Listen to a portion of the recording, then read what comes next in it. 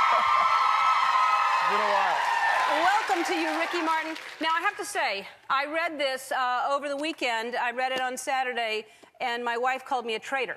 She said, what are you doing reading another book? You should just be reading my book. And here's what I learned. First of all, it's congratulations. I think you wrote a really great book. But I learned that you were incredibly famous. I had no idea how famous. I mean, I knew you were famous. I knew Menudo. I was a fan early on. I knew. Not long ago. Not that long ago. Not that long ago. I mean, you have been the amount of success you've had. The World Cup song that you wrote. Everything. Look at this guy. Look at that. Look at that hard worker who was making $400 a month. That was right before a mullet. I used to have a mullet. Who didn't? Right? They were very popular. We got sucked in. Now, and you're a humanitarian. You do so many good things, and so I learned a lot about you. But I really didn't know the level of success that you've had throughout your whole life. And then when you wrote the book, did you write the book with the intention that, okay, it's time for me to come out, or were you writing about something else and that was just along the way? I had no idea what was going to happen. I started writing about my foundation, and I started writing about my trips to India and how important they were for me, because they were a very important part of my my spiritual journey.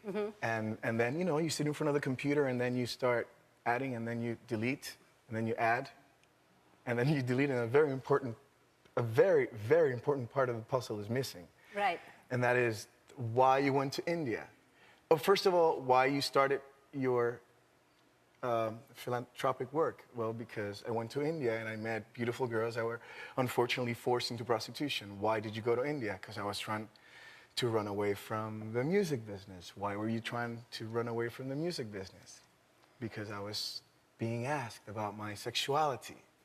And I was not ready to answer about my sexuality. Right. So it was like very logical, one after the other. So and then all of a sudden I wrote, and I said, oh my God, it feels amazing just to write it. Imagine what it would be to say it. Yeah.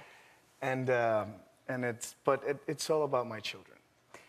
Well, yeah, because you don't want to, you want to be a, and you are going to be an amazing father. You already are, but when I read what you talk about and how you want to raise them, beautiful, beautiful boys. Now, did you feel when you saw, because I saw that you wrote a letter when you saw some hate crimes happening early on, before you even came out.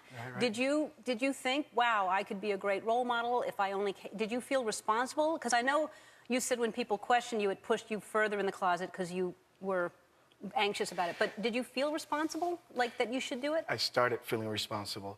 Ellen, I think it's everybody has to go through their own process. When you're not ready, you're not ready. You have to go through a spiritual path.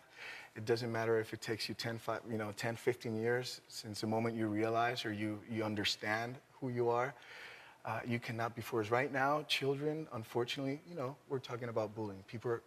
Children are being bullied because they're gay, and they're committing suicide. Children are committing suicide because they're being outed, and it's because if you're not ready, you're just not ready. Right. So I started writing this letter about acceptance, and I said, how can I not be completely honest in this letter? And I think I talk about it in the book. This is a great way for me to just let go of everything that I'm carrying, that it's so heavy. Right. Because I was honest about the acceptance and the hate crimes, but imagine if I could have said, and I know what it is to be bullied, and I know what it is to be discriminated. Then again, that was not my moment. It took me, what, maybe 2-3 more months after that? Right. Yeah. Well, I think, you know, and when you say these kids are committing suicide because they're being outed, I don't know if it's necessarily that they're being outed.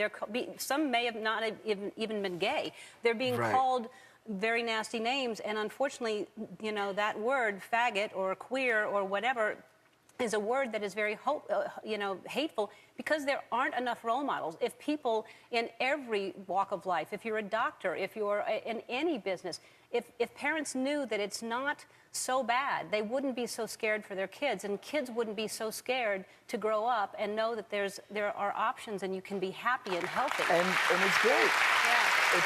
For me,